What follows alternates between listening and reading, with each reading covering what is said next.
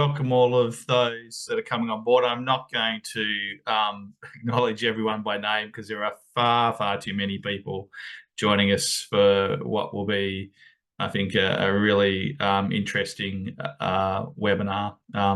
We might need to do some head counts on the rooms that have got multiple people in them just so we can record how many we have online. So hi, Chris and your crew. There's good to see a group of you there.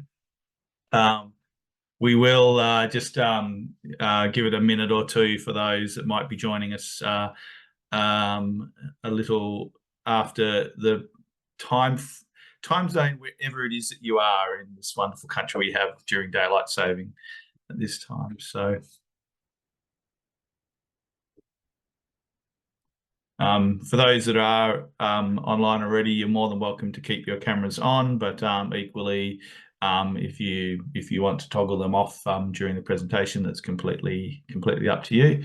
It's nice to see a few faces here and there, but we do understand that some people occasionally with bandwidth have issues with that. So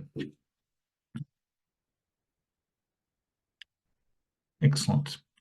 Well, I'll just get going and just welcome everyone to today's webinar. Can I acknowledge that all of us are meeting on First Nations country, and would like to recognise that we are joined by some First Nations people today. So can I please pay my deep respect to the custodianship that First Nations people have shown for the country that we all live in, and also really recognise that the contribution that current First Nations leaders are making to preserving country, and also those emerging that are coming through that are doing the same. So thank you very much for what you've done to make the places where we live what they are. Can I please acknowledge Sarge and Trish up front for all of the hard work that they've done for today. Can I also just recognise that we have a number of additional attendees joining us today. So welcome for those that have joined us for the first time, whether you're coming from one of the NRM boards or from an NRM organisation that hasn't joined us before, or from one of the federal departments. So you're all very welcome. For those who've been to a webinar before, you would normally experience me talking all the way through, but I have a really simple job today, which is just to introduce Jules Fennell from NQ Dry Tropics, who is going to MC the session, and I will just return at the end to oversee the Q&A. So Jules, over to you. Thank you very much for all your heavy lifting to get us where we are today, and the ball is in your court. Thank you very much. Yes, and I will just confirm for everyone that the session's being recorded, and ask everyone to please put yourself on mute. And if you can let us know where you're from. So if you click on your screen, the top 3 dots on the right, just to rename it, to let us know who you are and where you're from if you haven't had a chance to do that. And if you're able to use the chat for the questions, if you've got questions that arise during the webinar, if you can chuck those in the chat, sorry, that would be great, because we'll save all the questions to the end of the presentation. So yeah, we'll get underway, and I'd like to start by acknowledging the Wulgurugaba people as the traditional owners of the land on which I'm sitting today, and all the traditional owners of the country throughout Australia where people are coming from to watch this today. So firstly, I'd like to thank everyone here for taking time out of their day to be here for the webinar. I'm hoping that you're going to find it really interesting and thought-provoking. So the reason that we titled this presentation Dingoes as a Landscape Process is to prompt us to think of dingoes as part of the landscape that we manage, and their impact in those landscapes as a natural process, the same way we think about things like water and soil and vegetation. When we think about dingoes, there's 3 perspectives from which we can think about their management, and that is livestock predation and protection, environmental impacts, and traditional owner perspectives. And as we know, as natural resource managers, it's our role and often our challenge to integrate agricultural, environmental and cultural considerations into good landscape management. Sorry. And as we know, when we get the balance right, we're able to combine the knowledge and wisdom of traditional owners, science and experience to achieve healthy landscapes that support sustainable production. However, though, when it comes to the dingo, we haven't really achieved that balance. And much of the research and management to date has really focused on their role as a pest and with the goal of reducing their numbers as effectively and efficiently as possible on a large scale. Now, a sustainable and strong livestock industry is a vital part of Australia's economy and also our future food security. And it also makes a vital contribution to conserving our natural landscapes and biodiversity. So understanding dingo management and the predation on livestock is a key part of understanding how to manage them.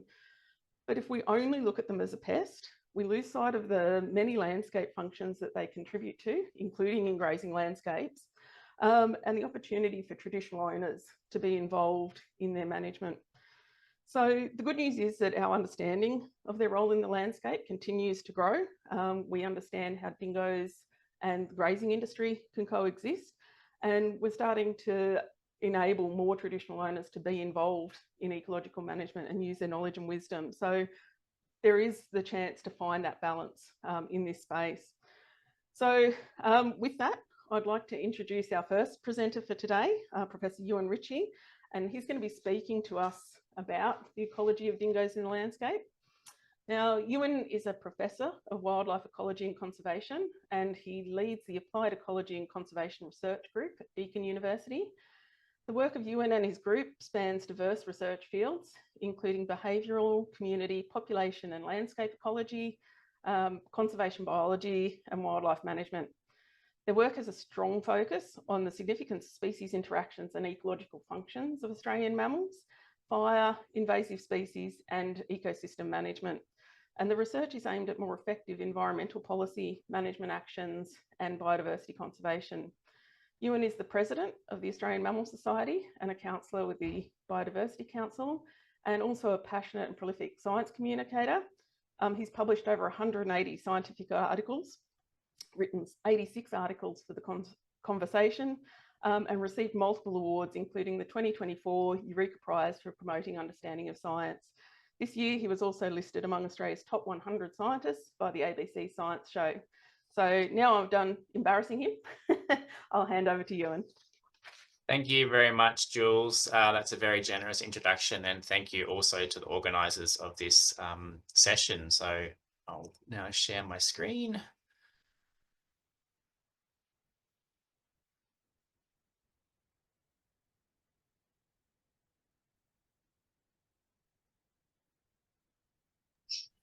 Righty, can I, oops, I just get, sorry?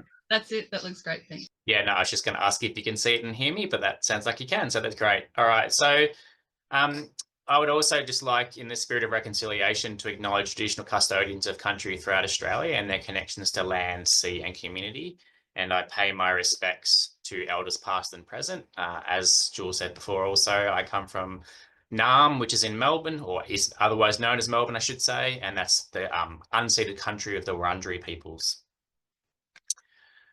So first point is that dingoes are highly variable. I think, you know, a lot of people, perhaps not everybody here, but a lot of people, the general public might have this notion that the dingoes that you see on Gari, Fraser Island, formerly known as, are sort of what you might think of typical dingoes, but dingoes actually come in a range of shapes, colours and sizes across different parts of Australia related to their ecosystems and different habitats as well. So these are Wilka, that's the Indigenous name for dingoes in northwest Victoria. It's dingo out in the middle of Western Australia, Kunyu Station, for those people who know where Kunyu is, just near Walloona. Same place as well. And back to Big Desert area in northwest Victoria. So these are all actually part of the same family group, and you can see quite a lot of variation there in their morphology in terms of their colour. And here's one of their parents in a waterhole there. Same area again, you can see what you might sort of regard as a classic, you know, inverted commas looking dingo from the same region. And just one more, a pair of dingoes again from the same region. So point being that dingoes are really quite variable in their appearance. And the reason I say that is, as many of you would know, there's a raging debate about what dingoes even are. Are they a species? Are they native or not? I'm not here to debate that at length. I'm happy to take questions about that. Dingoes are genetically different. You can see this is a plot. You don't need to worry about the details too much, but you can see breeds of dog all clustered towards the right-hand side, and you can see wolves sort of smack bang in the middle down there, but again, off by themselves, showing that they're genetically different to breeds of dog. And you can see dingoes cluster with New Guinea singing dogs or New Guinea singing dingoes up by themselves in that top left-hand corner. And it suggests that this lineage has been around for about 11,000 years. And this is work done by Kylie Cairns and colleagues. And there's also been more recent work really dispelling this idea of wild dogs, which is a phrase, term used regularly in many parts of Australia to refer to both dingoes as well as supposed hybrids and crosses, etc., between dingoes and domestic dogs. The top quote there is actually from Andrew Weeks and colleagues' most recently published work, and there's a conversation article there linked. But what it really shows is that this notion that there's all these feral dogs and hybrids running around is simply not supported by the data. And below, there's additional data. Again, sorry, it's the reverse. Kylie Cairns' studies at the top and Andrew Weeks' studies at the bottom. But both of these studies together show that the vast majority of animals that have been sampled, so we've got 300 in the case of Kylie's study, close to 400 in the case of Andrew's study, and they span across mainland Australia. They're showing that more often than not, and largely so, animals that are sampled are actually basically dingoes or very, very close to being pure dingoes. So this idea that there's large numbers of feral dogs and hybrids out there is just simply not supported by the data. So some basic biology, I'm sure some of you will know this, but for those who don't, hopefully this is beneficial. Dingoes are a moderate sized large carnivore, so 15 to 20 kilos. That's obviously much smaller than a wolf, which can get well above 60 or even 70 kilos, 1.2 meters long on average, and about 55 to 60 centimeters high at the shoulder.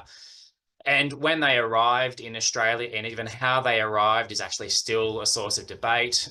It's thought to be somewhere between 4,000 to 11,000 years ago. Now, obviously, if it was more recent, then they have to have been brought here by people because of the fact that Australia was disconnected from Papua. But if it was longer ago, 8,000 years plus, they actually could have walked across via a land bridge. And so there's current genetic work as well as work looking at fossils and in combination, trying to arrive at a better estimate of when dingoes arrived and therefore maybe some clues about how they arrived.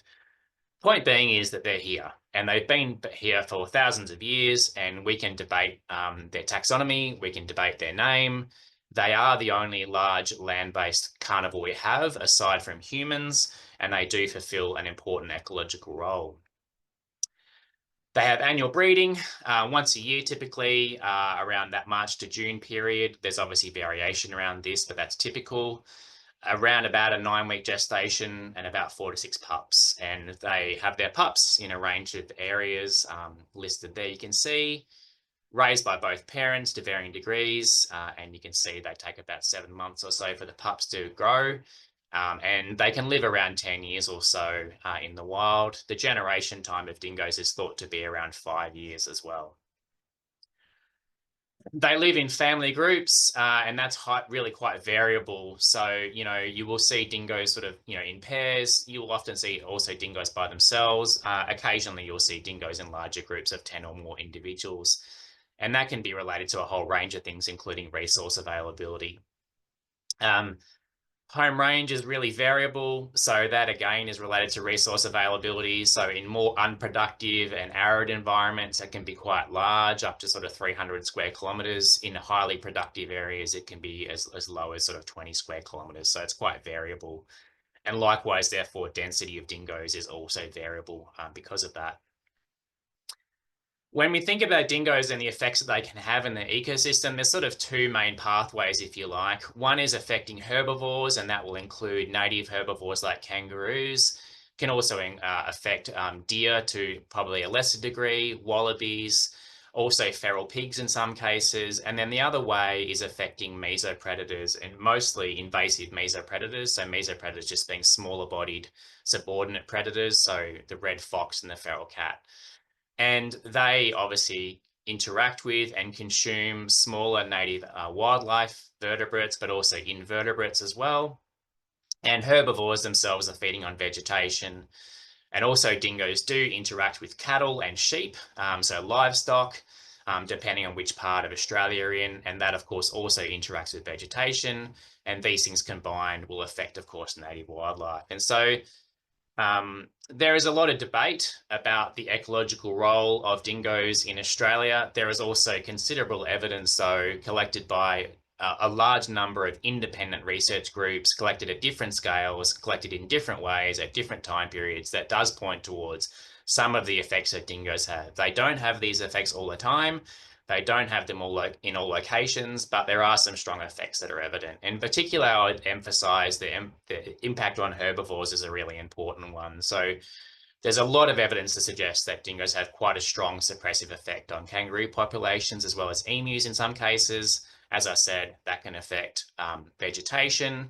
That, of course, interacts with fire and other environmental variables to do with rainfall, soil quality, which again varies considerably across Australian ecosystems.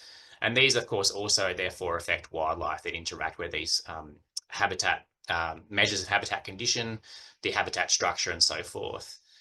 Dingoes do affect cats and foxes to varying degrees. In some cases, there's been evidence that quite strongly so. In other cases, the evidence is quite weak that they have any effect on cats and dingoes. Sorry, on cats and foxes. So it's not the same everywhere. If we look at work that's been done by Mike Lechnick and colleagues comparing inside and outside the dingo barrier fence, I'm sure most of you are familiar with the dingo barrier fence. It's about 5,500 kilometres long, and it runs from Queensland all the way to South Australia. And they compared inside and outside and used a whole range of metrics to look at, I guess, differences where dingoes are common as compared to rarer and less abundant. And you can see with this line here, anything above the line, there's obviously an increase that's related to dingoes, and then below the line, there's a decrease. The point being that, typically speaking, where you have more dingoes, in particular, you have, fewer dingoes, you have an increase in herbivore numbers. I myself was involved in research looking at paired sites across Australia between 2008 and 2010, and this was work led by Chris Johnson, who's now in Tasmania, Professor Chris Johnson, but I was the postdoc at the time. And each one of these circles just represents pairs of study sites where the environmental conditions were quite similar, but you would be aware, of course, that they vary according to whether you're up in places like Cape York, which is obviously quite high rainfall compared to, say, Central Australia. But of those paired sites on cattle stations, basically the main thing that varied was whether or not people killed dingoes. And so we looked at contrasts across those range of ecosystem types to see whether or not there was evidence that controlling dingoes led to ecosystem effects. As I said, people have debated whether dingoes kill cats. Well, I'm pretty sure this cat would agree that dingoes kill cats. So they do kill cats because we have evidence of that. And it also appears using temporal data that there is some spatial avoidance and temporal avoidance of cats and of dingoes. So here we have a situation across those sites from camera traps. We have sunset on the left here, sunrise on the right here. So in the middle, you would have midnight. You can see the yellow is feral cats and the darker bars are dingoes. And this is just the frequency of camera trap images recorded at different times of the day. In the situation where dingoes are being left alone, you can see, yes, there's overlap between cats and dingoes across that 24-hour period, but you can see there's a lot of high cat activity when dingo activity is actually reduced. suggesting perhaps that cats may actually avoid the areas and or times when dingoes are most active. When dingoes are being controlled, you can see that cats have much higher frequency of activity around dusk, which for ecologists, we'd realise that that's actually really important because that's when a lot of our native wildlife is super active. And in terms of locations, similar data here from camera traps, you can see that once dingoes at a camera site location occur at least once in that location per night, we have no cat activity. Below that, it's quite variable, which you would expect because that could relate to environmental features. Above that, as I said, no cat activity. So once dingoes become really active in a location, cat activity in that same location is reduced substantially. So it suggests that there is some avoidance going on. What do dingoes eat? Importantly, for the most part, they are eating larger mammals, particularly kangaroos and wallabies, also some of our smaller native vertebrates like possums, and you can see there's a lot of variation. So this was work led by Tim Doherty, and a large number of authors contributed to this data set, and you can see these big bubbles represent the amount, proportion of the diet of these particular food groups, and you can see, not surprisingly, it varies across Australia. Dingoes are generalist, opportunistic carnivores. So yes, they do eat a lot of larger mammals, but they will also eat things like grasshoppers. So they have a broad diet, but on average, they're eating larger mammals. This was work done by a former PhD student of mine, Ailish Thompson, in the Alpine region of Victoria. Interestingly here, dingoes were eating about 30 times the volume of invasive mammals, in particular deer. So sandbar deer are a really big issue in this part of the world. Foxes, in contrast, consume 15 times as much of critical weight range mammals. So when I say critical weight range mammals, these are the mammals that have traditionally suffered higher rates of extinction in Australia, and so in the range of 35 grams to 5.5 kilos, otherwise known as the snack range for cats and foxes. So it's suggestive that there is quite a separation in diet between dingoes and foxes, and dingoes are having a much bigger impact on larger mammals and foxes on smaller mammals, in particular threatened species as well. This is work being currently led by Rachel Mason, who's a PhD student in my group, and we've been comparing the effects of dingoes across a really large landscape. So this is nearly 10,000 square kilometres. This is Narcat National Park in South Australia, and this is Big Desert Weiperfeld in Victoria, and the border goes down through the middle. There's a very strong baiting effect in Narcat, much less so in Victoria. So it provides a quite nice natural contrast. And we've got 200 foxcats, about nearly 140 Wilka is the Indigenous name for dingoes here, and about 25 cats. We also have other data, but I don't have time to talk about that today. Take-home message here is that in this part of the world, dingoes are eating a large amount of kangaroos and wallabies, like many other places, also emus. You can see that foxes have a really broad, variable diet, which is what you would expect. And cats are preying heavily on smaller species, in particular house mice in this case, but also birds and small native mammals. So there is, again, quite separation in diet there. Interestingly, if you look at threatened species, this work's in review, please. So not for sharing publicly. I'm happy for you to look at it, but it's currently in review. You can see for threatened species that cats are consuming about 20%, foxes 18%, and dingoes just 2%. And the threatened species that are listed, this is according to Victoria's conservation assessment. So dingoes are not really having a large impact on threatened species in this ecosystem. And what about livestock?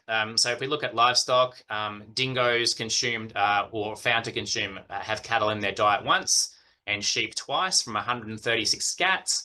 That's not to say that they always kill and eat things, but it shows it's fairly uncommon in the diet. And foxes is more than 3 times that amount, 7% of scats, and quite a lot of sheep in their diet compared to dingoes. This is not to say that dingoes don't have impacts on livestock. They clearly do, and sheep and goats in particular, much more so than cattle. I'm not going to dwell on this because Angus is going to talk about this in just a tick.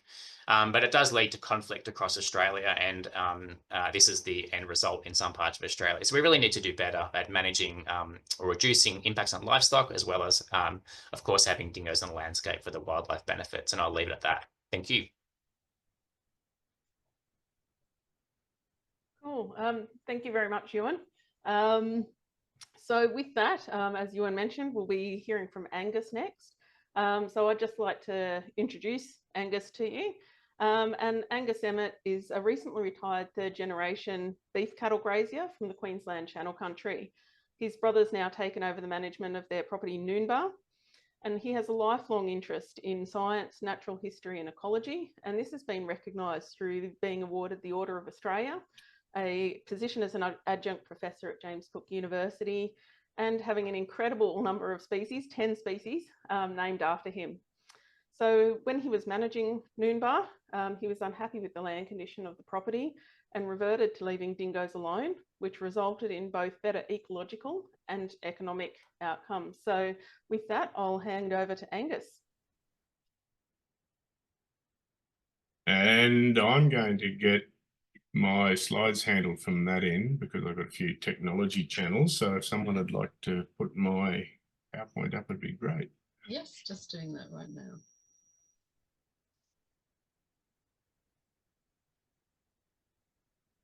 I'm just checking I've got the right one, Angus. Yeah, that's the right one. And if we can go to the next slide. Great.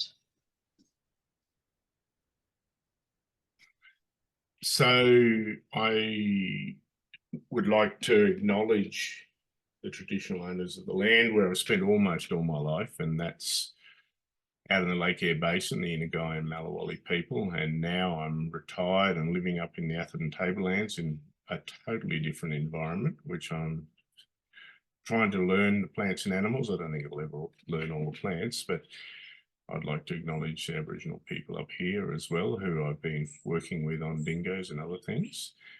So if we can go to the next slide. So I'm going to just talk about my journey out in Western Queensland in the Channel Country and how dingoes, well, because of my interest in biology, I decided to have a different approach to the accepted way of handling dingoes. And if we can just go to the next slide, just to give an idea of where I lived, it was on Noonbar Station. It's 130 kilometres in a straight line southwest of Longreach in the Channel Country. And it's a mix of Channel Country, scrubland, flood systems. Next slide. That's Noonbar sitting on the Thompson River, which goes down to join Cooper's Creek, and the Barcoo and the Thompson come together to form Cooper's Creek, which actually has the largest peak flow of any river in Australia, but that happens very, very rarely. Next slide. This is Noonbar. We've got a large house dam which supplied water. We have some bores, a lot of surface water, and Noonbar is about 500 square kilometres, and roughly half of that goes underwater in a big flood. The flood system on the right-hand side of that photo is the Thompson River flood, and the system down the left is the Virgin Channels, which come down and join the Thompson just near Stonehenge. Next slide.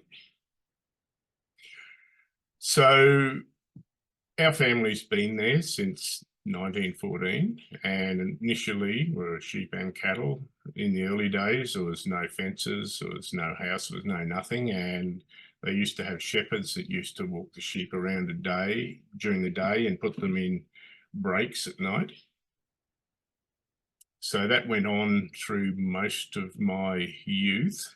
And we spent, because we had sheep, we spent quite a bit of time initially shooting and trapping dingoes, and then 1080 baiting eventually came in and we baited, as well as the other shooting and trapping. And then with change of ownership from my whole family just to Karen and I, we decided to look at it differently. And we sold all the sheep and we stopped persecuting the dingoes. In 2011, we also included ecotourism into what we were doing. And part of that was there's a lot of people around that are interested in the plants and animals and the geology in our part of the world, but it was also a good way to talk about the role that dingoes were playing. So if I can just go to the next slide, please. So yes, lifelong interest in natural history. I've worked with museums and universities all around the world. I was watching what was happening with the whole 1080 baiting dingo situation. And number one, it wasn't working. And number two, it was taking a huge amount of time and money. And I was looking for ecological solutions because one of the things, and I haven't got time to go into the whole family structure of how dingo families work, but the reality is when you destroy the natural family units, that'll have a territory, and those territories will be bigger or smaller in different parts of the country. But when you disrupt that structure, you end up with young dogs running around killing stock for fun. There's no well, what happens with the family units on a place like ours? There was at least 3 family units, maybe more on our place. It's hard to tell over 500 square kilometres, but when you have a family unit, they stop other feral dogs coming in, pig dogs coming in, they stop other dingoes coming in. They actually control that area. Can I go to the next slide? This is part of this whole structure, and that's mum and dad and one of the babies on our place. That was a family that lived near the house. There was 3 white dogs, 1 black dog, and 3 naturally coloured dogs in that litter. So that emphasises what Euan was saying previously. Next slide, please. So I'm talking about large properties. My experience is large properties out in the big rangeland country. And as a livestock manager in that part of the country, the biggest issue, it's boom and bust country, you don't get rain that often, but the biggest issue is controlling grazing pressure. Grazing pressure comprises of a few different components. Domestic livestock is the one that we can control, but then we've got feral herbivores like deer and goats. We had a few goats, no deer obviously out there, and we had tens of thousands of kangaroos out there. It was reds, greys and wallaroos, and we could spell paddocks and they would just be eaten totally bare by kangaroos. So controlling that grazing pressure is totally important, both from an economic perspective, but also from a mental health perspective. And it does have biodiversity conservation outcomes. Next slide. We've also got feral species. We've got cats, foxes, pigs and goats out there. So after leaving dingoes alone for about 4 or 5 years, and I'll go back to the roos first, but dingoes, when left alone, predominantly prey on kangaroos in that part of the world.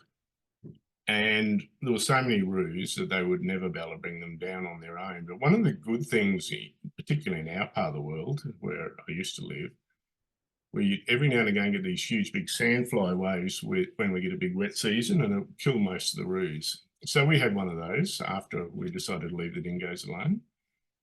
The roo numbers came right down and they've never come back up.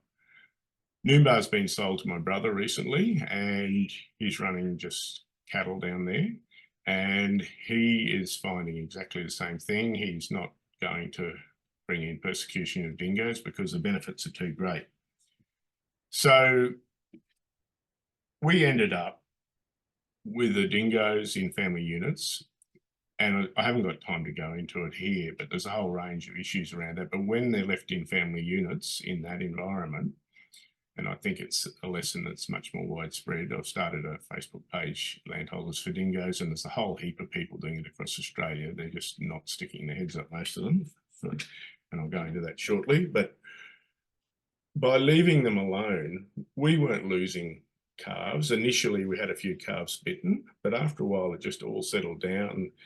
We ended up with way more grass. The cattle were doing better.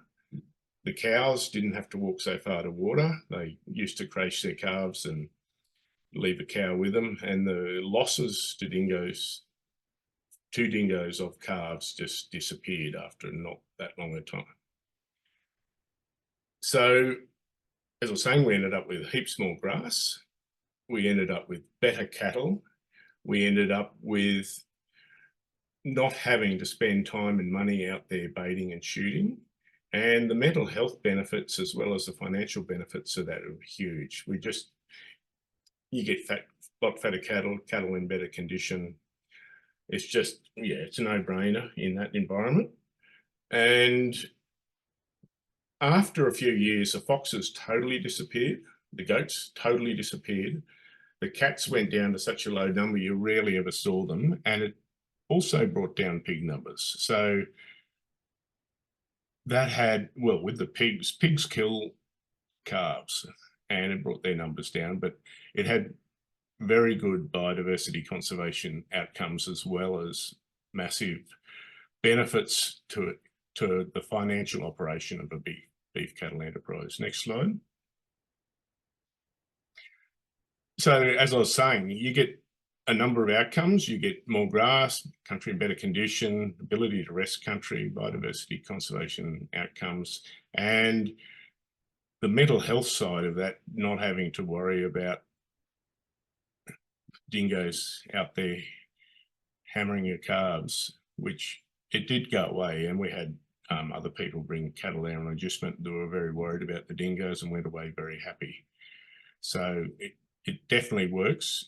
And not only in my situation, I know a heap of other people that have tried it and it's also working in their area. Keep going, another slide, please. So there's a number of barriers to change. There's a perception that it won't work and it's just something we've always done, hammer the dingoes. In this when you come into smaller country and country with sheep and goats, there is a range of issues there. They do affect sheep and goats. But there's a number of people putting their time and effort into doing it a different way, and people are using for sheep and goats and cattle and smaller holdings where they haven't got control of the whole area that a dingo family might live in. They're moving into guardian animals like dogs and donkeys and camelids. And these can be very effective, but what people need to remember is we need to actually put money in and work with people, because if you buy an example is if you buy a sheepdog, it's not a sheepdog straight away. You've got to train them. And when you've got guardian animals, there's a range of things you need to do to get the conditions right and the right animals and train them to do what they do. There's a lot of peer group from industry, which has stopped a lot of people speaking up. That's why I started Landholders for Dingoes. There's a lot of people that make money, the poisons industry and fences, et cetera, and there's a huge amount of misinformation still spread about dingoes. Go on, another slide, please. So what we need to do is actually look at all the science, and we need to look at all the different ways of managing dingoes. Start a more informed discussion about it, which is happening, call out information and make it acceptable as a question of status quo, because at this point, there's a few of us that are talking about it. There's quite a lot of people that are doing it, but even their neighbours don't know they're doing it. I know of people that actually go to the 1080 baiting days and collect the baits and they take them home and they drop them down a deep hole and throw dirt on top of them just so everyone think they're doing the right thing by their community and not going to get hammered. Next slide, please. So this is my last slide, but the whole idea is we need to use the science and actually move on to look at better ways of managing ecosystems, including all our farming and rangelands country in Australia. And change is uncomfortable, people will get personal, and what you got to remember if you're discussing this thing with people, people will get upset. But unless we're discussing it, people aren't thinking about it.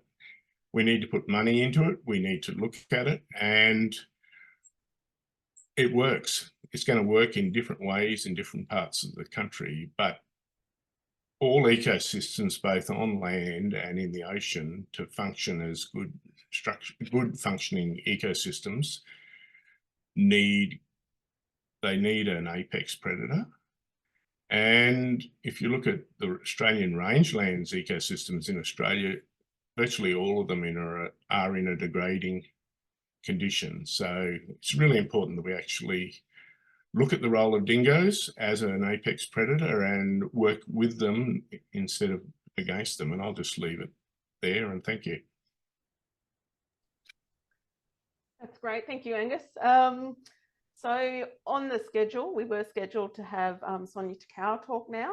Unfortunately, Sonia's had to withdraw at the last minute, so she won't be here with us today. But she has given us the okay to talk about some of the things that she was going to discuss today.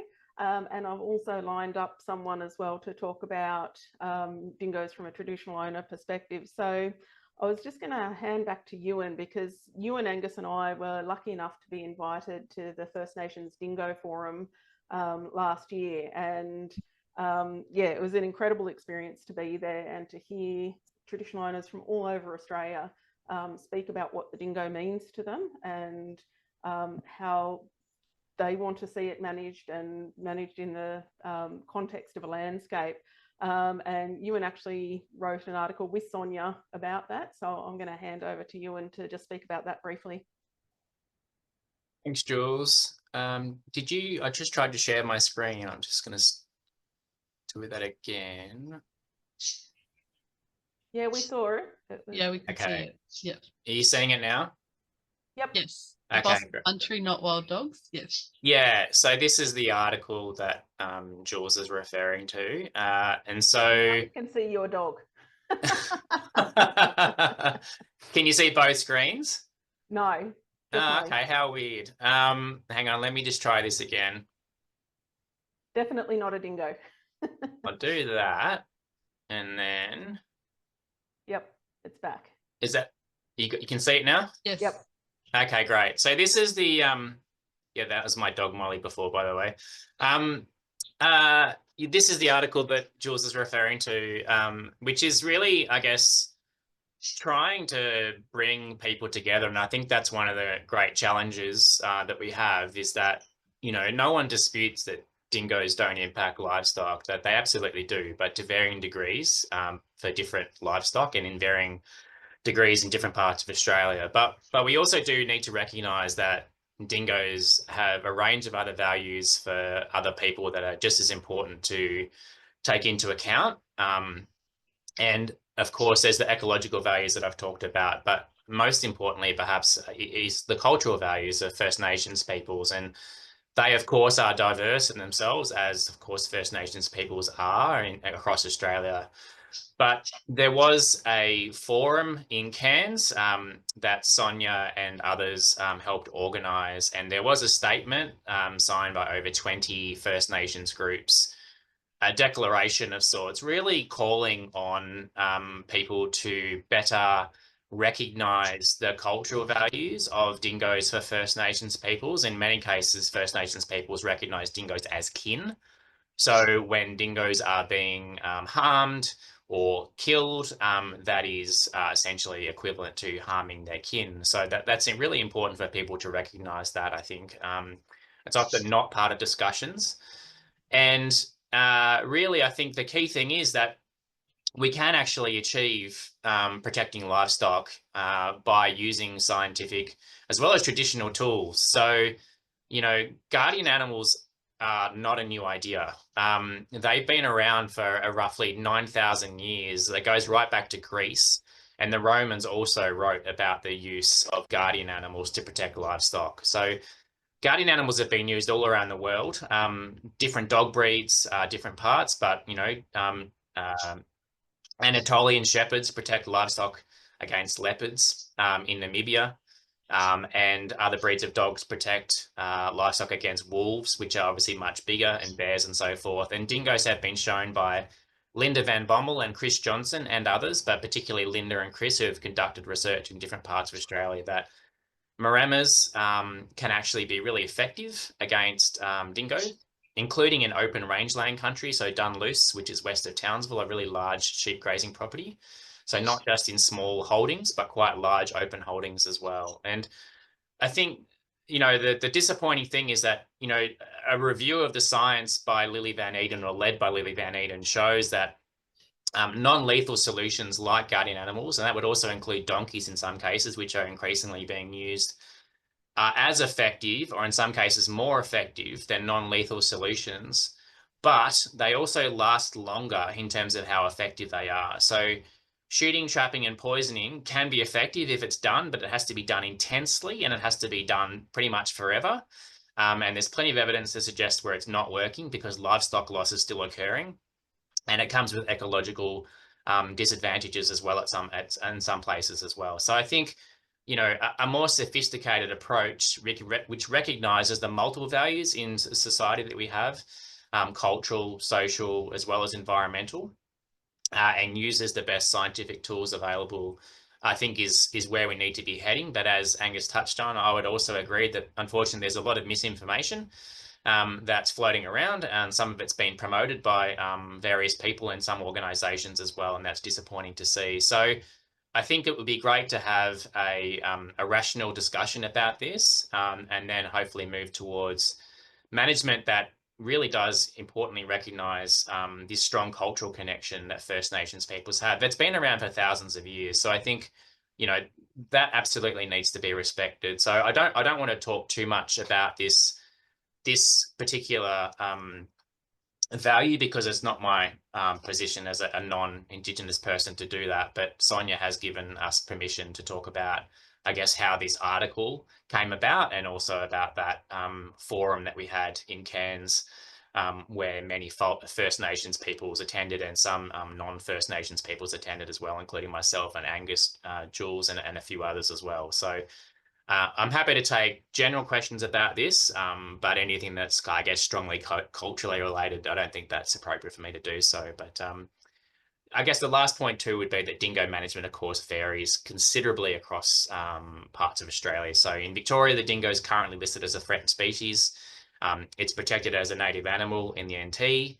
In other parts of the country, it's declared a pest, and in some cases, you're obliged to actually remove them from your property. So you can see how much, I guess, dingo policy and management and conservation varies across Australia. And in South Australia, probably the most extreme example, below the dingo barrier fence, the mandate is to get rid of all dingoes, and the stated aim, is eradication. So not just suppression, but actually eradication of all dingoes. So it's probably the most extreme form of management that I'm aware of in Australia. So I'll leave it at that.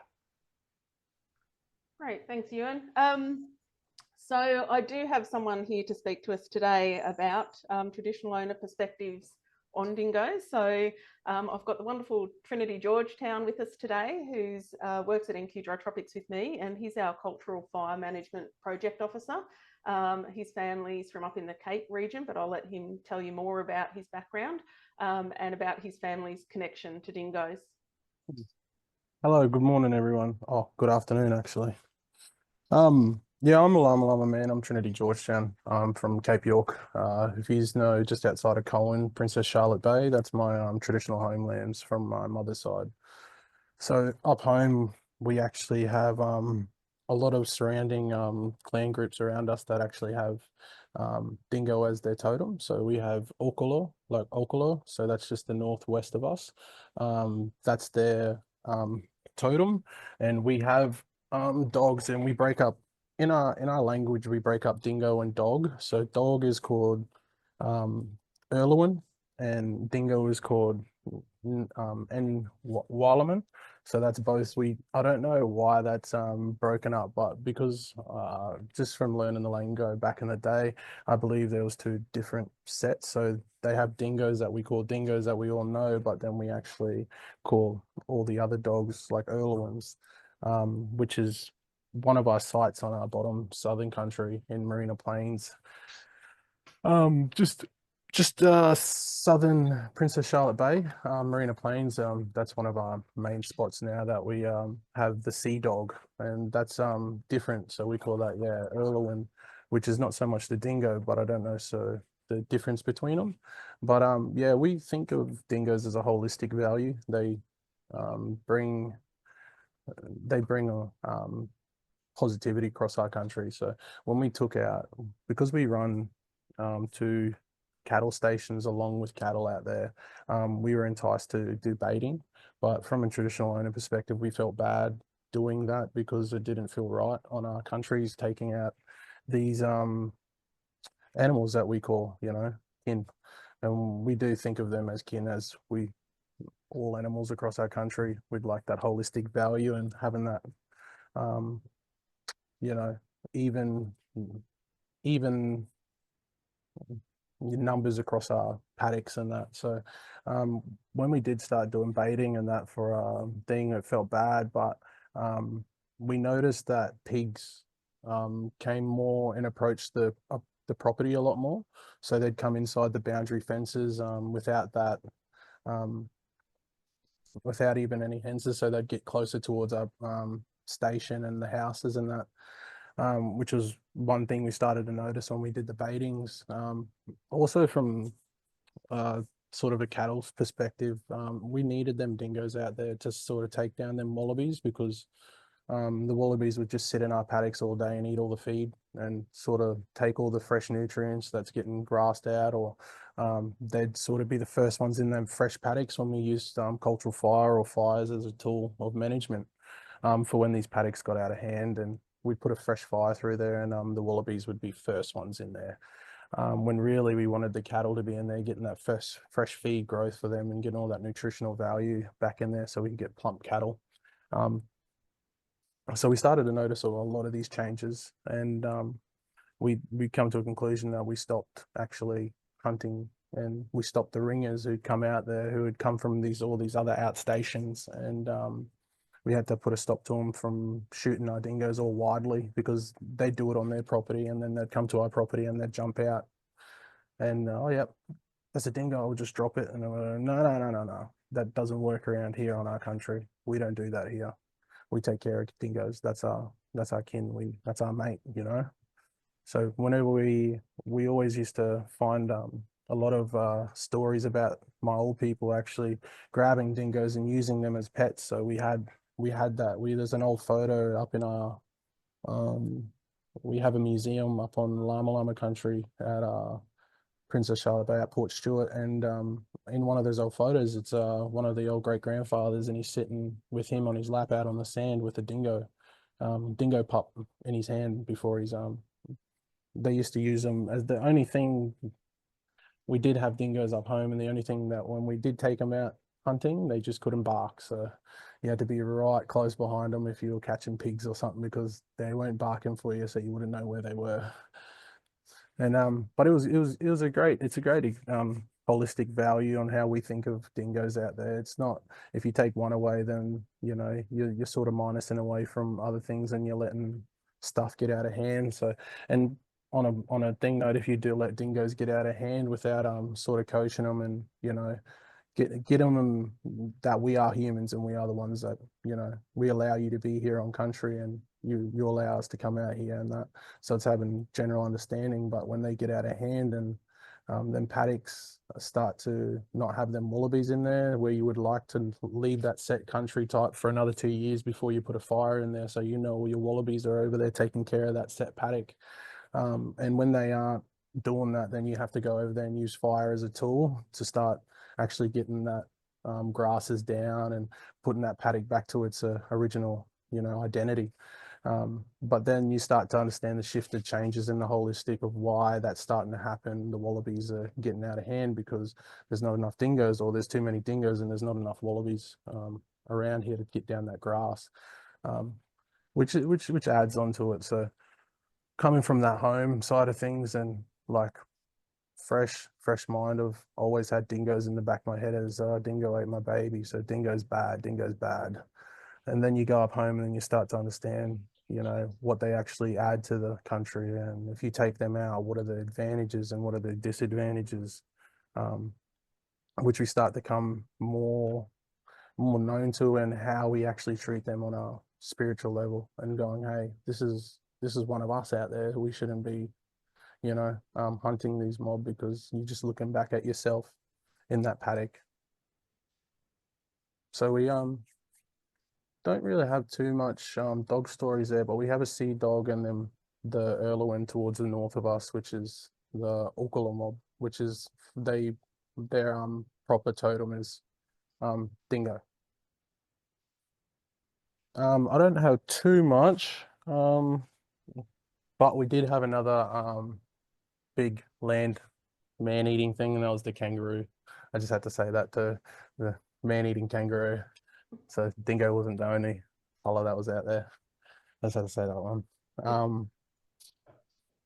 I don't really have too much else on that as in to say. Yeah, no, that's been great. Yeah. But yeah, they work on a holistic value, both economic and spiritual ways. So it's how you look at it and how you perceive it. It's all up to the eye of the beholder, they say. Yep. No, that's great. Thank you. And I do have to do a special shout out to Trinity, because I threw him in the deep end at the last minute. So thank you very much, Trinity. That's all sweet. So also on Sonia's behalf, she did want me to ask a question from the group, which is, which direction is NRM going when it comes to the dingoes? Traditional owners are willing to be at the table to assist with land management, but it must be a holistic approach, as this is how we as traditional owners manage country, and that means including the dingo. We all need to look at the dingo through a new lens with traditional owners and work towards coexistence with an Australian iconic and culturally significant animal. So just wanted to put that in there on Sonia's behalf. But what I'm going to do now is firstly thank our presenters for today, and then hand back to Justin to take us through all the questions. Thanks, Jules, and that's a great great segue from the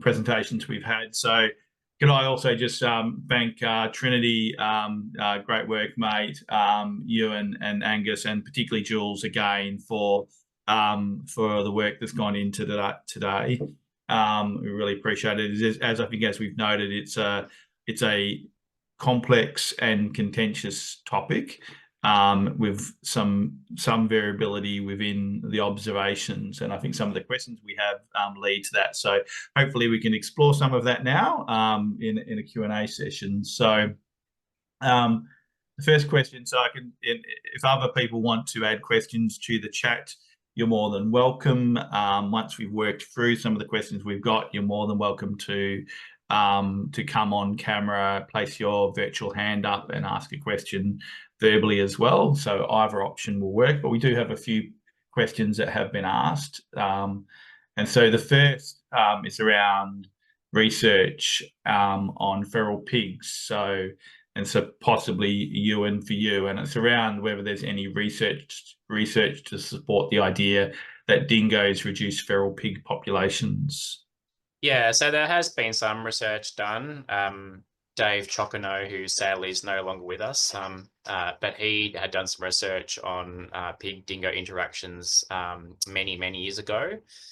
And there has been other research done soon. I guess that my point with pigs would be probably similar to kangaroos, and kind of what Angus touched on is that if a pig population or a kangaroo population has been allowed to get really large because there's essentially, a change of land management and or no predators in the system, it's unlikely that, dingoes are going to bring pig numbers down massively. So if you go to, say, Cape York, and you go to some of the wetlands, there's just maddening numbers of feral pigs.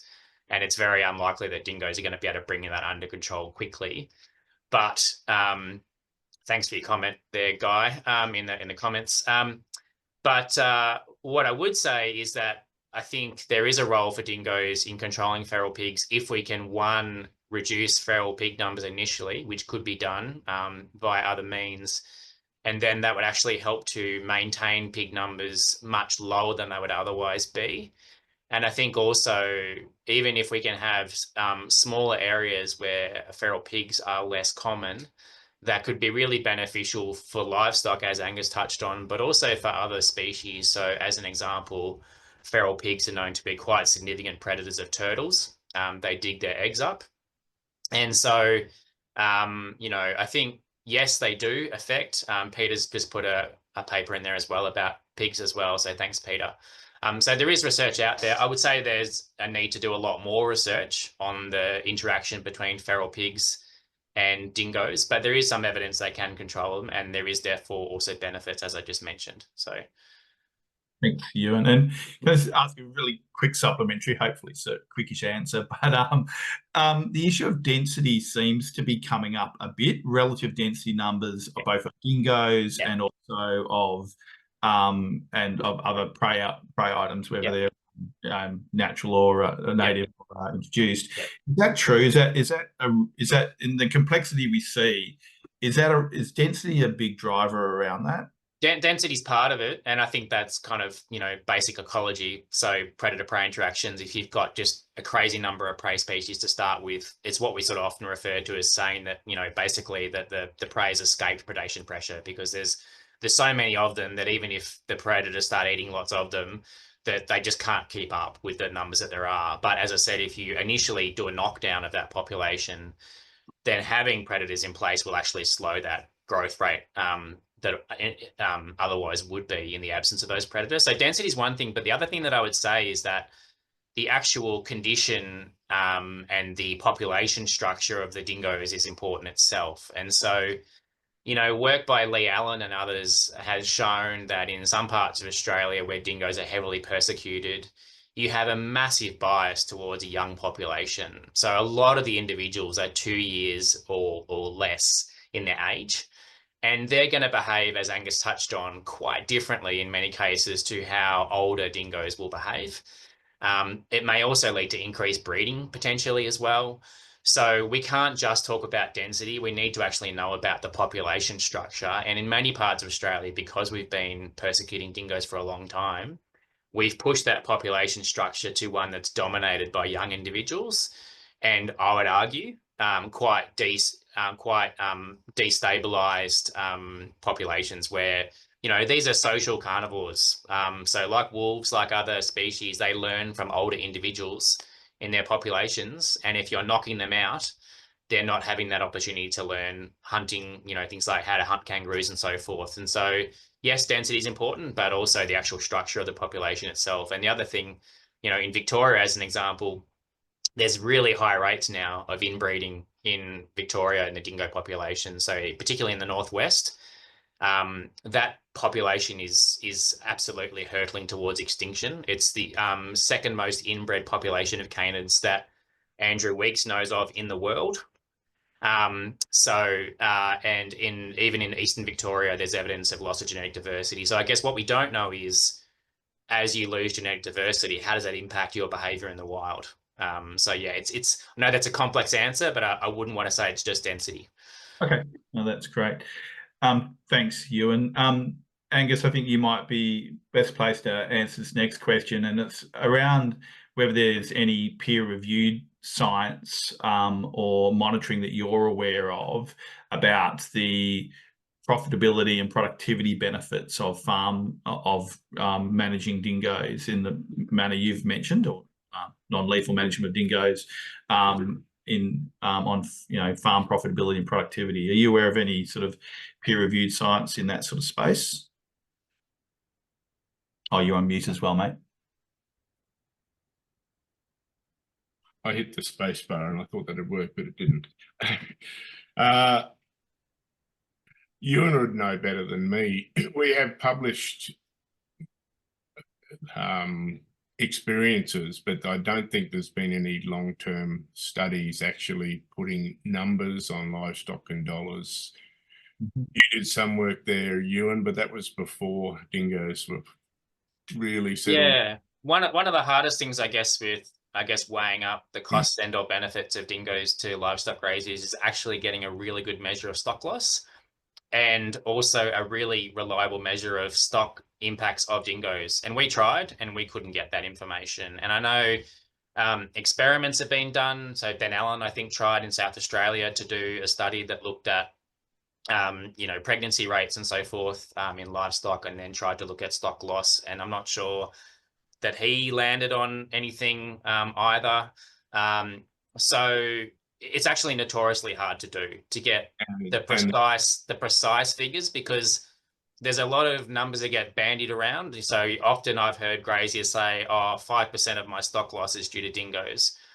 And then you say, okay, well, what's the evidence for that? And it's just basically how many animals they're turning off the pasture in terms of mustering and so forth. And so that doesn't take into account animals that die due to bad genetics, bad mothering, bad, you know, animal husbandry issues as well. I'm not saying dingoes don't kill livestock, they do. But the problem is it's actually really hard to get a precise estimate of the loss. So therefore, it's really hard, therefore, to counterbalance that. We'll say, okay, well, this is how much pasture you have left, and these are the benefits that you have from dingoes, and then weigh that up. So, and of course, it's completely different in sheep and goat country compared to cattle country. So I would put my head on the block and probably go out and say that I think a large number of cattle graziers would say there's an overall net benefit of dingoes. That wouldn't be the case with sheep and goat graziers unless they're somehow protecting their livestock. So, and on top of that, there's also the figures around reduced roo numbers and the pasture and the quality of your stock. Yeah, so that's what I mean by you know, the benefits coming from dingoes of reducing total herbivore pressure. So a good segue then to Mark Backman's question about, are there any cost-effective fence designs to contain dingoes that might be considered to reduce the potential for conflict between land uses in Northwest Victoria, particularly around sheep fencing and sheep farming and conservation? Or, you know, are there any other unintended consequences in and around that we haven't sort of considered? Is that? Yeah, I'm happy to answer that, only because I work in that part of the state. So there is conflict there. There has been stock loss. And of course, some people might be aware that recently, a few months ago, the Victorian government removed the unprotection order, meaning that dingoes can no longer be controlled on public or private land in that part of the state unless they get a permit to do so. Yeah, so there's a lot of debate. And I think my response is, if we're serious about this issue, we can afford to build appropriate fencing in that part of the state. And so, as I said, you know, Narcat and Weiperfeld together are 10,000 square kilometres. Big Desert Weiperfeld by itself is nearly 7,000 square kilometres. So it's a big chunk of real estate.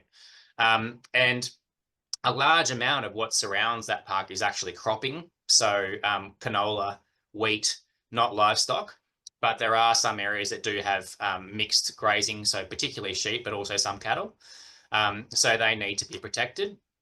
And I would be arguing for a combination of tools, so donkeys, maramas, but also strategic fencing. So I'm not an advocate for extensive barrier fencing, because I think, personally speaking, that causes big issues ecologically for things like emus, kangaroos, echidnas, turtles, etc., that can get caught in those fences, can't move through the landscape. I am an advocate for small fences where you might, as an example, have calving occurring or so forth. So, you know, small areas where you might want to protect livestock, but not extensive barrier fencing. I think it would be a solution. And yeah, there's a lot of positivity around donkeys at the moment, and they are, I think, going to be trialed in some areas. They need to be done, or they need to be used properly, as Angus was saying before about, you know, guardian animals.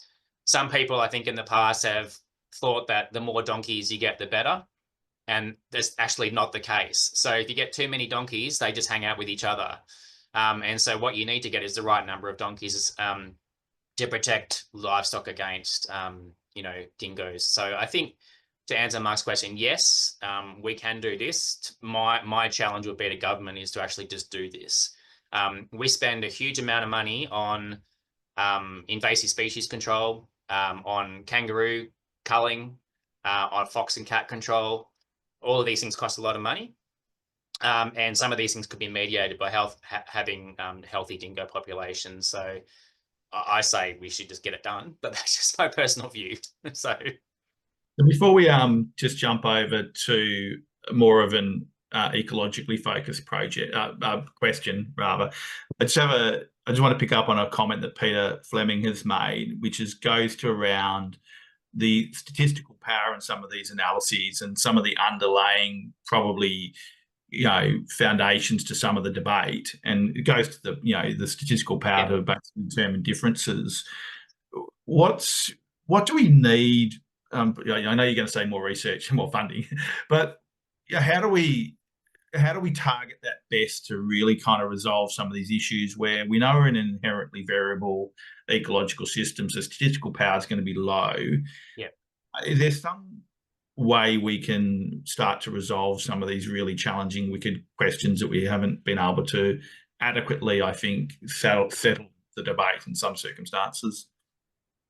I wish I had a straightforward, simple answer, but I'm not going to lie to you. So I think one of the things that's been disappointing from my perspective is that when a study has not had, let's say, as much statistical power as you might like, or it hasn't been as perfectly conducted or designed as one might like, there's been some really, really strong criticism in some cases of studies. But what we do have is the power of weight of scientific evidence. So as I said in my talk, we have a lot of studies that have been done in different parts of Australia using different approaches, different tools. And I would say one of the strongest things that comes out time and time again is where you have a healthy dingo population, you have far fewer larger herbivores, particularly kangaroos, definitely goats, and to varying degrees, things like pigs. So even though one individual study by itself might not be statistically powerful enough to tell you what you might want, the fact that we have this cumulative weight of evidence that consistently is showing this one, thing more often than not, to me suggests that something's going on there. So look, in an ideal world, yes, we would have millions of dollars to do perfectly designed studies and actually monitor them long enough too. The other thing, of course, is from country where, Angus used to live with Karen and on, down in that part of the world, you have, years of no rain, and then you might have 1 year of rain, and the dynamics of those systems vary hugely. And so if you're doing an experiment just by chance at the wrong time, you might get a result that could be misleading. And so you're talking about doing studies that go for 5-10 years plus, and very few people are going to fund you to do that. And the challenge, of course, with dingoes is, they live over large areas.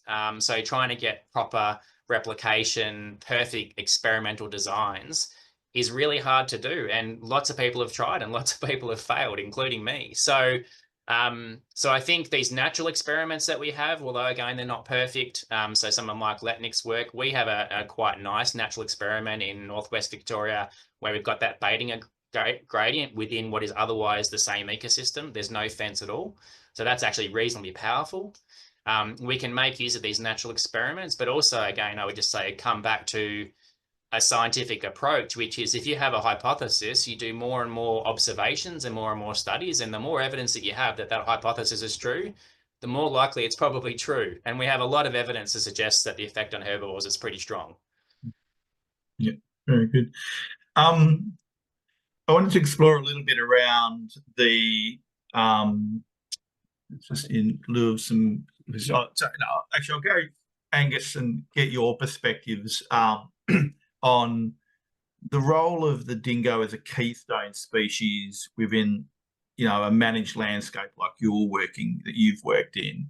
Can you just reflect on just how your observations of that and particularly that transition between management to cohabitation? Do you have any sort of observations and reflections upon that time? Well, I made the comment earlier about the declining health of ecosystems right across the rangelands everywhere, and it's not just rangelands, but I was concentrating on rangelands. Almost everywhere in Australia that we have agriculture, we've got declining quality of ecosystems, and we've got large numbers of herbivores and of other predators that prey on native animals as well as on domestic animals. And the only places I'm seeing that being reversed are parts of Australia where dingoes are being left alone. And there's a fellow down near Mitchell that's spoken about it quite a bit. He's very old school. He's got a place there near Mitchell, and he's been running cattle there. He only uses horses, and he's been running cattle there forever, and he didn't bait, and dingoes living quite well with his stock and keeping the roo numbers down. And then with peer group pressure, he actually ended up getting involved in a baiting campaign.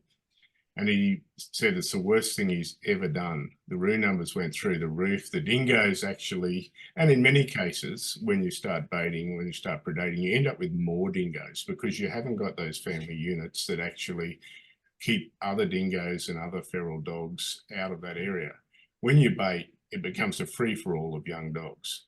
And we're getting more and more numbers of young dogs across most of Australia. And that very closely, it's not a straight study, but it very closely coincides with the landscape scale baiting across the country. So all I can say is from my own personal observation and looking at work from other people, they're just so crucial in getting that balance. And that fellow I was talking about with getting pressured into baiting, he's since gone back to not baiting, and things are reversed and things are going well on his place. And he said he would rather get both legs broken than go back to baiting. Yeah, right. It's pretty telling, isn't it? Thanks, Angus. Moving over to threatened species and native species, is there a density at which dingoes will negatively affect native wildlife or native animals and also threatened species? Is there a density issue there that warrants consideration and management?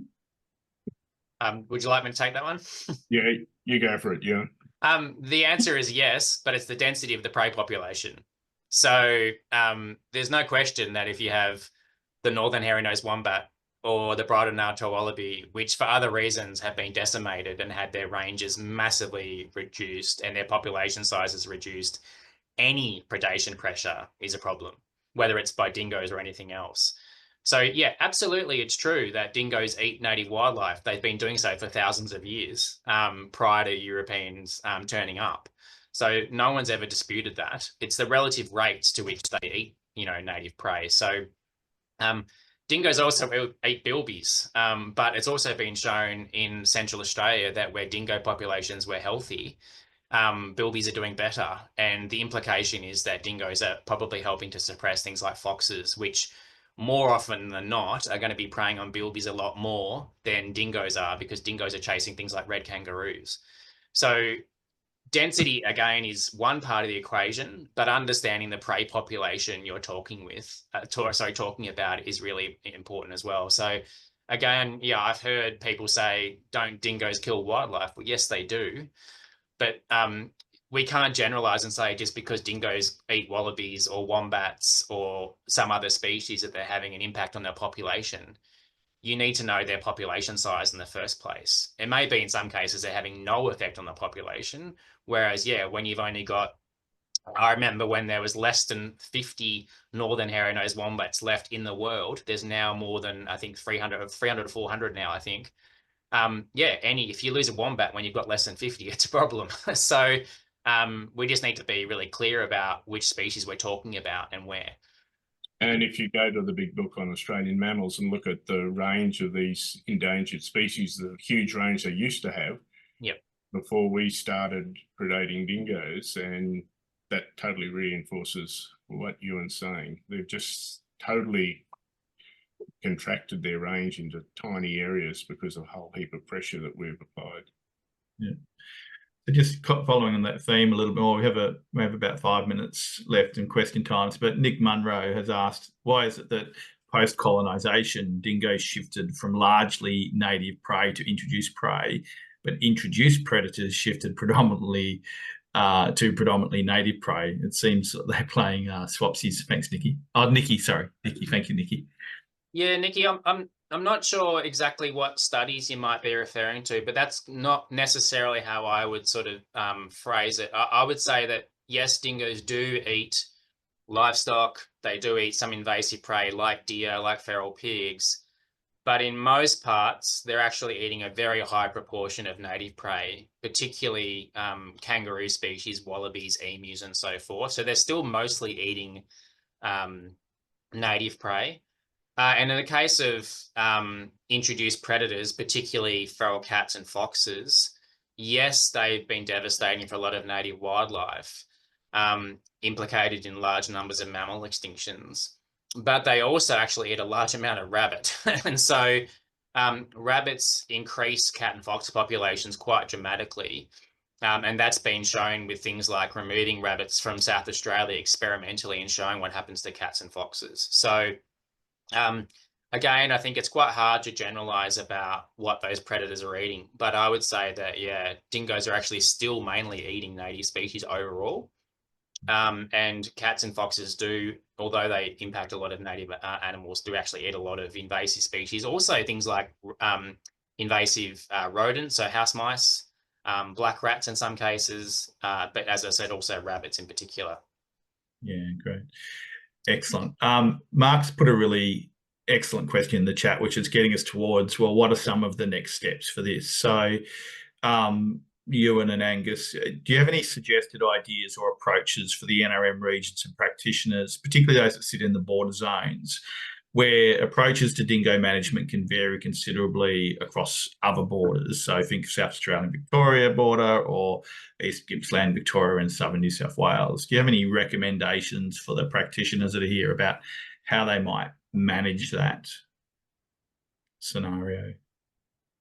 Well, am I unmuted? I'll start it off and then Euan can continue. But there's been a huge pressure on our political system by Australian Wool Innovations and other wool groups who see the dingo as a threat to their industry, and they are if they're not handled properly, as we've been talking about. But this has gone over into Meat and Livestock Australia putting a lot of money into how to kill dingoes and very little into other studies. And that's been strongly supported by political people because, well, I won't go into politics here, but we know how politics influences policy.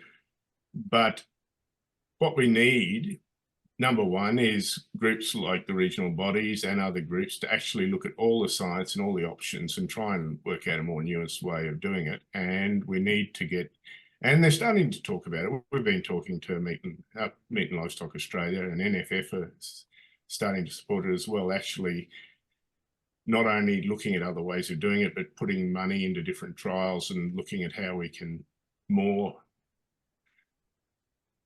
come up with a system that works way better than the one that's actually leading us down a path that's making things worse, not better. Yeah, look, it's a great question, Mark, and it's a legal one as much as anything, because I've been curious about what happens at the Victoria South Australia border, because as I said, in South Australia, in that part of the world, the law says that dingoes must be eradicated.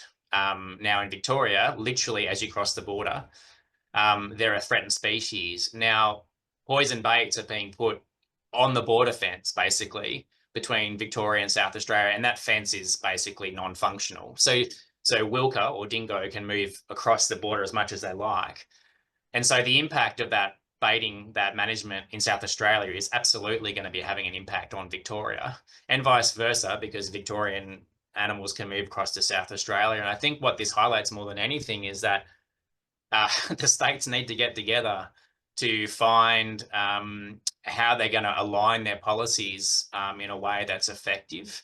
And I guess the other thing that I would add to that is that, you know, there has to be, of course, First Nations involvement in that, because in that part of the world, it's Wotjobaluk country. The Narcat people used to be there, but unfortunately, due to the impacts of colonization, my understanding is there isn't any cultural association there of the Narcat people anymore. But you know, they have a right to have self-determination and land management in that area too. So I think how the states do that, it's not for me to decide.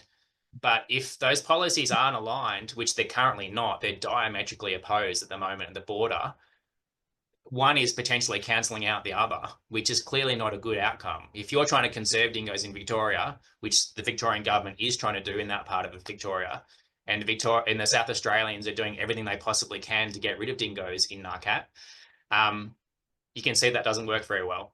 So yeah, there definitely needs to be a discussion. Thanks, Euan. I think that is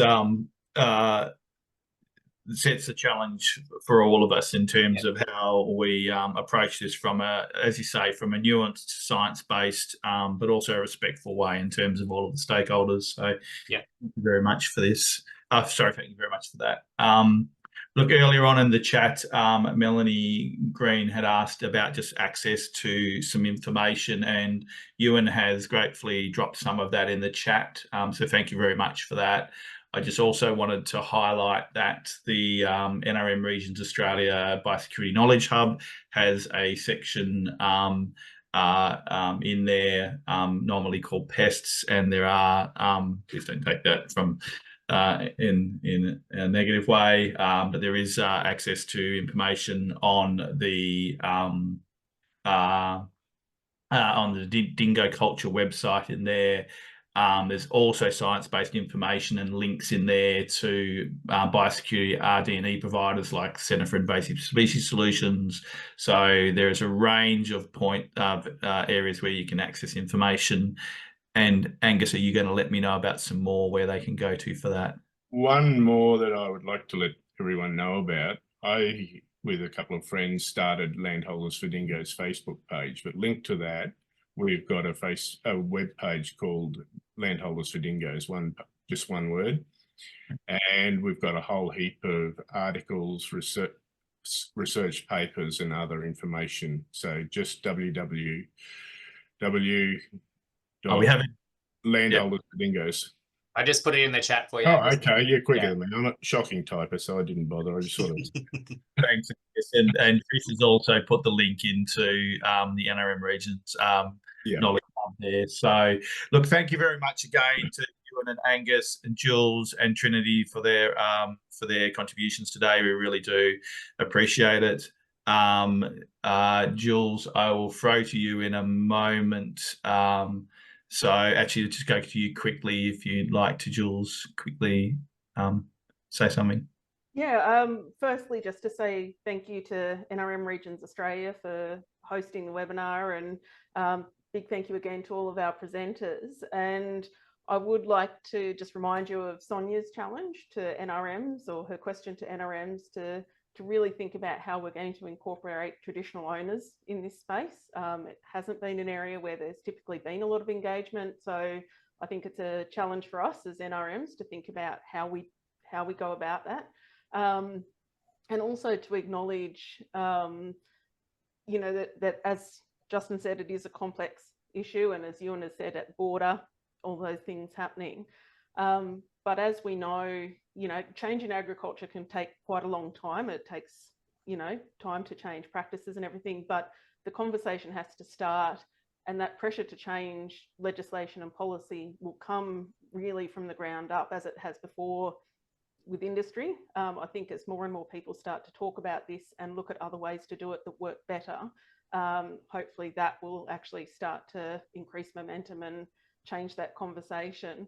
Because really, ultimately, it's about achieving those three things that we wanted, which is good, sustainable agriculture, healthy landscapes, and traditional owners involved in all of that. So, yeah, I just really like to thank everyone too for coming along and all the great questions. Thanks, Jules. And before everyone jumps off really quickly, we've got a couple of more things for you to do. So Trisha's put the QR code up for a quick survey. It's a very quick survey, but one of the things you can do in that is contribute ideas for our 2025 webinar series. So there's a question in that for you to answer. And we are scheduling our Biosecurity Hub events in December, and we'll be sending details through of that. So please click on that QR code and do the survey to provide some feedback on topics. Just a heads up for the NRM practitioners online, our first webinar for 2025 will be for you to profile some of the great projects and work that you have been doing. So if you are interested to do a quick presentation on your work in the biosecurity space, please get in touch with us, get some slides together, videos, whatever you have. It can be on ground, it can be planning, it could be communication, dissemination, awareness raising. We're really interested to see some of the excellent and high profile stuff that that you've been using, which has had some cut through in the community. So please get in touch with us through the Slack channel or the emails if that is something of interest to you. Scanned the survey, it'll be open for you to do whenever you want, but please do it soon. Thank you again to everyone. Thanks to Sarge and Trish for handling all the back end stuff today. I really appreciate it. Thank you also to everyone who's supported the Biosecurity Hub and the webinars this year. We really appreciate that as well. And with that, I will say goodbye. Thank you. Thank you, everyone.